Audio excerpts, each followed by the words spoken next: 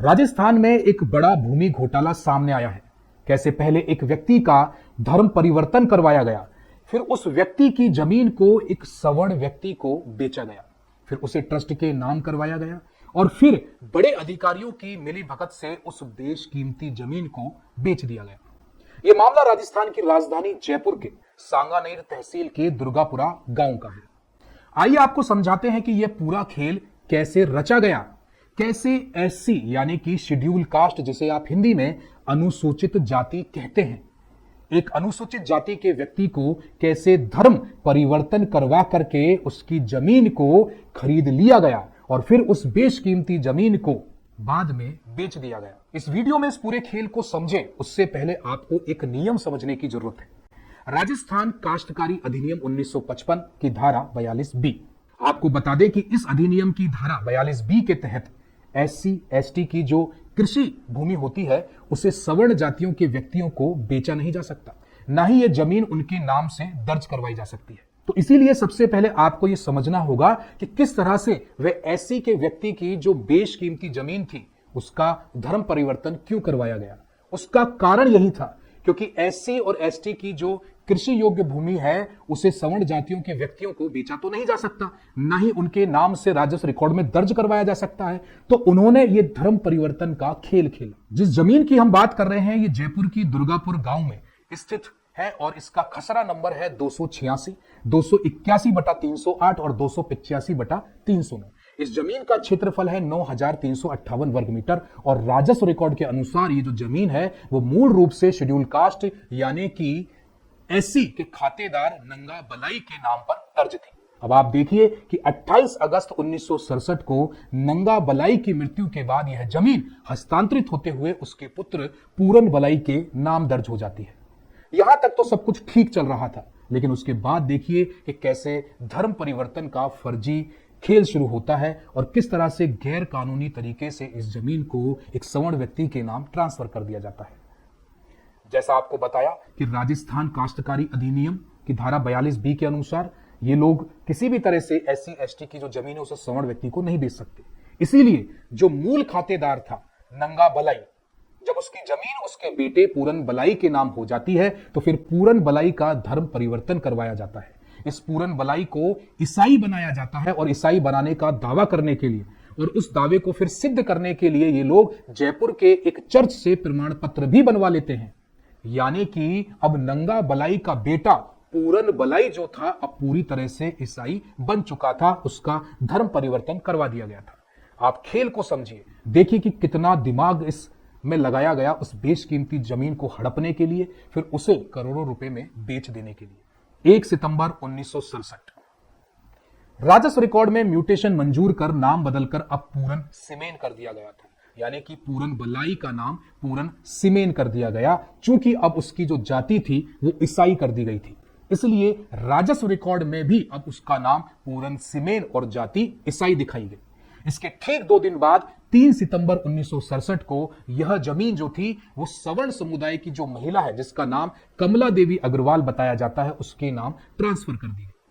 कानूनी विशेषज्ञों की माने तो उनके अनुसार धर्म बदलने से एससी एसटी का जो विधिक दर्जा है वो खत्म नहीं होता, लेकिन आप देखिए चूंकि जो ट्रांसफर है जमीन का वो शुरू से ही गैर कानूनी था। उनको लगा कि शायद धर्म बदलने से इस जमीन को बेचने में कोई दिक्कत नहीं आएगी, ट्रांसफर करने में दिक्कत नहीं आएगी, क्योंकि जब नीयत खराब हो तो आपके लिए किसी भी तरह के जो कानून और कायदे हैं वो मायने नहीं रखते हैं।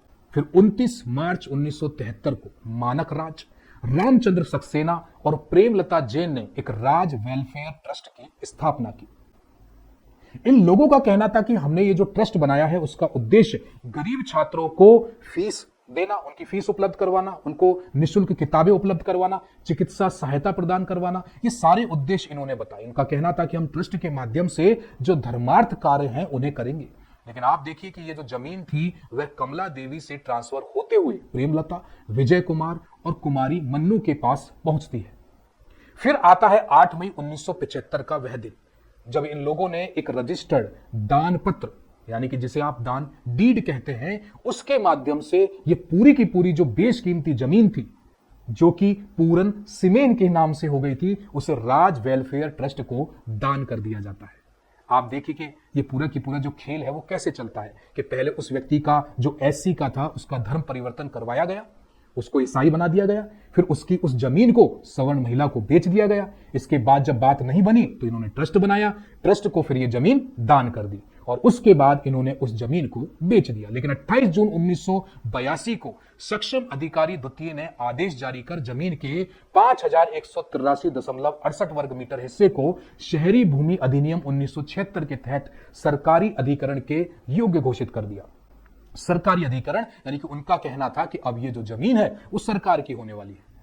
सरकार का पक्ष है कि जमीन पर नर्सरी, लाइब्रेरी और कुआं तो था, लेकिन ये जो ट्रस्ट है वो ये साबित नहीं कर सका कि इस ट्रस्ट की जो पूरी आय है वो धर्मार्थ यानी कि चैरिटेबल जो कार्य है, धर्मार्थ के जो कार्य है उनमें ही खर्च हो रही है। ये साबित नहीं कर पाया ट्रस्ट, और जब ट्रस्ट ये साबित नहीं कर पाया तो सरकार ने इस जमीन को सरकारी अधिग्रहण के योग्य घोषित कर दिया। उन्होंने कहा कि भाई अगर आप सिद्ध नहीं कर पा रहे तो ये जमीन फिर आपकी है ही नहीं, इसे फिर सरकार अपने अधिग्रहण में ले लेगी। लेकिन ये लोग यही नहीं रुके। आप देखिए कि कैसे इन लोगों ने बोर्ड ऑफ रेवेन्यू यानी कि राजस्व जो मंडल है उसका फैसला आता है और फिर उस फैसले का पर्दाफाश होता है। आप देखिए कि ये लोग यही नहीं रुके, इन्होंने इस ट्रस्ट ने इस सीलिंग के आदेश को राजस्व मंडल राजस्थान में चुनौती दे डाली। राजस्व मंडल ने ट्रस्ट की अपील को स्वीकार भी कर लिया और स्वीकार करते हुए यूएलसीएआर एक्ट की धारा 19(4) के तहत जमीन को सीलिंग से छूट दे दी। अब चूंकि उस वक्त जमीन का जो उपयोग था इन्होंने धर्मार्थ उद्देश्यों के लिए दिखाया था, लेकिन आप देखिए कि जो बड़े अफसर थे वो किस तरह से अपनी इसमें भागीदारी सुनिश्चित कर रहे थे। कितने अच्छे तरीके से खेल रचा गया था कि बड़े अधिकारियों ने भी इसमें शामिल होकर के उस ट्रस्ट को सीलिंग से छूट दे दी। यानी कि सबका मतलब यह हुआ कि वो जो जमीन थी अब वापस से ट्रस्ट के पास आ गई। राजस्व मंडल ने अपने फैसले में एक बात और बताई थी। उन्होंने स्पष्ट उजागर किया था कि 1967 में जो पूरन बलाई का ईसाई धर्म में धर्मांतरण जो हुआ है वो राजस्थान काश्तकार अधिनियम की धारा 42B के उल्लंघन को छिपाता है, और किस तरह से जो जमीन है वो गैर ऐसी व्यक्ति को ट्रांसफर कर दी गई, इसके लिए भी फर्जी खेल रचा गया। ये बातें भी उन्होंने अपने फैसले में कही। लेकिन इसके साथ साथ राजस्व मंडल ने यह भी स्पष्ट किया कि सीलिंग में छूट तभी तक प्रभावित रहेगी जब तक इसका उपयोग धर्मार्थ कार्यों के लिए होता रहेगा। यानी कि एक तरफ तो राजस्व मंडल गलतियां बता रहा है, फर्जीवाड़े को उजागर कर रहा है, दूसरी तरफ वो ये भी कह रहा है कि अगर आप धर्मार्थ कार्य के लिए उपयोग करते रहेंगे तो जमीन आपकी रहेगी, लेकिन अगर भविष्य में कोई फर्जीवाड़ा या दिखावटी साबित होता है तो आप पर कार्रवाई शुरू कर दी जाएगी। आप देखिए इस दो तरह की टिप्पणी को डाल करके राजस्व मंडल तो बच निकला, जमीन वापस से ट्रस्ट के पास आ गई। फिर इसके बाद क्या होता है? राजस्व मंडल की इतनी महत्वपूर्ण टिप्पणी के बावजूद भी सरकार नहीं जागी। राजस्व मंडल ने यह मान लिया था कि भले ही रिकॉर्ड पर 1967 का वह संदिग्ध म्यूटेशन यानी कि पूरन बलई का ईसाई बनना दिखाई दे रहा है, लेकिन यूएलसीएआर एक्ट के तहत सीलिंग के इस मामले में यह तय करने का कानूनी मंच नहीं है, ऐसा उन्होंने कहा। उसके बाद जेडीए ने इस जमीन का भू रूपांतरण का नोटिस जारी कर दिया और आम जन से आपत्ति भी मांगी। यही था इस फर्जीवाड़े का जो खेल चल रहा था उसमें टर्निंग पॉइंट।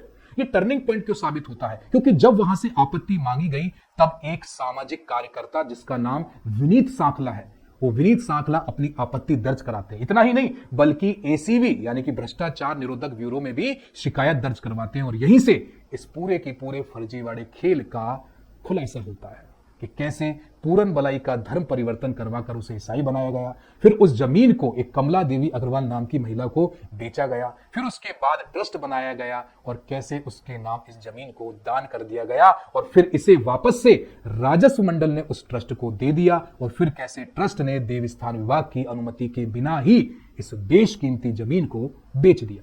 जब ये शिकायत एसीबी में पहुंचती है उस सामाजिक कार्यकर्ता की वजह से, तो ये बड़ा खुलासा होता है। राजस्थान में ये सबसे बड़ा जमीन फर्जीवाड़े का खेल जो चल रहा था उसका खुलासा होता है। अब इसकी वर्तमान स्थिति क्या है? अभी वर्तमान में एसीबी में इसकी शिकायत दर्ज है। सामाजिक कार्यकर्ता विनीत सांखला ने भ्रष्टाचार निरोधक ब्यूरो में फर्जीवाड़े की शिकायत दर्ज कराई है, और शिकायत पर संज्ञान लेते हुए एसीबी ने राजस्व विभाग से इस मामले के पूरे रिकॉर्ड और विस्तृत जो जानकारी है उसको मंगा लिया है। ये अभी वर्तमान की स्थिति है। मतलब यह है कि अगर जेडीए शायद वो आपत्ति नहीं मांगती तो शायद ये इतना बड़ा जो खुलासा है वो नहीं होता। राजस्थान में जमीनों के जो फर्जी खरीदने बेचने के जो मामले हैं वो आए दिन सामने आते रहते हैं, लेकिन इसमें देखिए कि आप कई मिडिल क्लास के लोग हैं वो फंस जाते हैं, और उनकी एक बड़ी रकम है वो चली जाती है, फिर बाद में उनको पछताना पड़ता है। इसलिए आप लोगों को जब भी जमीन खरीदनी है, बेचनी है, तो आप अच्छे से राजस्व मंडल के जो भी नियम कानून है उनको आप देखिए। उसके बाद देवस्थान विभाग के जो भी नियम कानून है उनको आपको देखना चाहिए। और उसके बाद नगर निकाय, जो भी नगर परिषद, नगर पालिका, नगर निगम जो है, उनके भी जो नियम कानून होते हैं उनको ध्यान से देख लेना चाहिए कभी भी किसी भी जमीन की खरीद फरोख्त करने से पहले, ताकि आप ऐसे फर्जीवाड़े से बच सकें। मामले की जांच अब एसीबी में है और यह आने वाले समय में पता चलेगा कि एसीबी इस जांच को किस स्तर तक लेकर जाती है।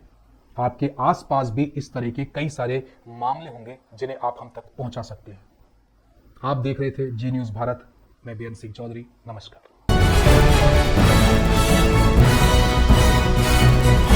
जी न्यूज भारत, शोर नहीं, शोध।